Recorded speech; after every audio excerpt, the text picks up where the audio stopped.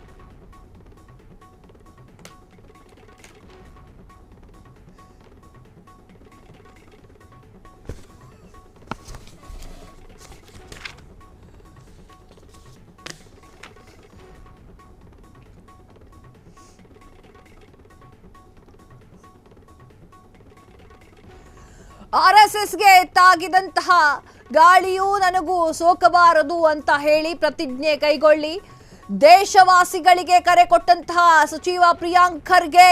RSS ಎಂಬುದು ಜನಾಂಗೀಯ ದ್ವೇಷ, ವರ್ಣ ಶ್ರಮಗಳ ಕ್ರೌರ್ಯ ಒಳಗೊಂಡಿರುವಂತಹ ನಾಜಿವಾದ್ ಮನುವಾದದನ್ನೇ ನೇರವಾಗಿ ಪ್ರವಾಹಿಸಿಕೊಂಡಿದೆ ಆರ್ಎಸ್ಎಸ್ ಎನ್ನುವಂತಹ ವಿಷಕಾರಿ ಸಂಘಟನೆ.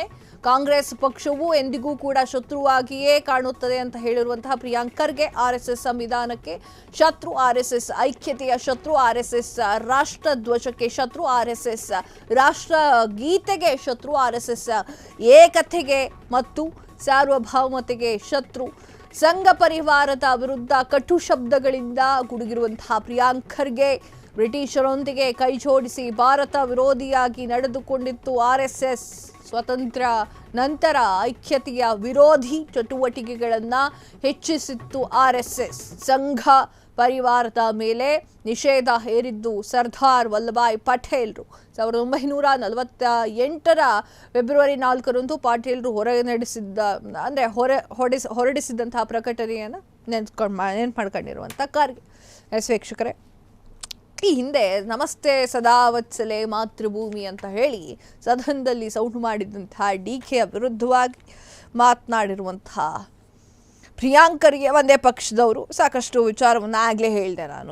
ಯಾವ ರೀತಿಯಲ್ಲಿ ಆರ್ಎಸ್ಎಸ್ಸನ್ನು ನಿಂದನೆ ಮಾಡಬೇಕೋ ಆ ರೀತಿಯಾಗಿ ನಿಂದನೆಯನ್ನು ಮಾಡಿರುವಂತಹ ಪ್ರಿಯಾಂಕ್ ಖರ್ಗೆ ಅವರಿಗೆ ಆರ್ಎಸ್ಎಸ್ ಕಂಡ್ರೆ ಇಷ್ಟ ಇಲ್ಲ ಅನಿಸುತ್ತೆ. ಸಾಕಷ್ಟು ವಿಚಾರಗಳನ್ನು ಮಾತನಾಡಿದ್ದಾರೆ. ಏನೇ ಇರಲಿ, ಅವರು ಮಾತನಾಡಿರುವಂಥ ಮಾತು ನಾವೇನು ಹೇಳೋಕ್ಕೂ ಬರಲ್ಲ.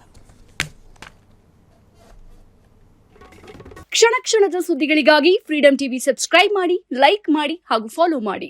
ಹೊಸ ಸುದ್ದಿಗಳ ನೋಟಿಫಿಕೇಶನ್ಗಾಗಿ ಬೆಲ್ ಐಕಾನ್ ಮೇಲೆ ಕ್ಲಿಕ್ ಮಾಡಿ.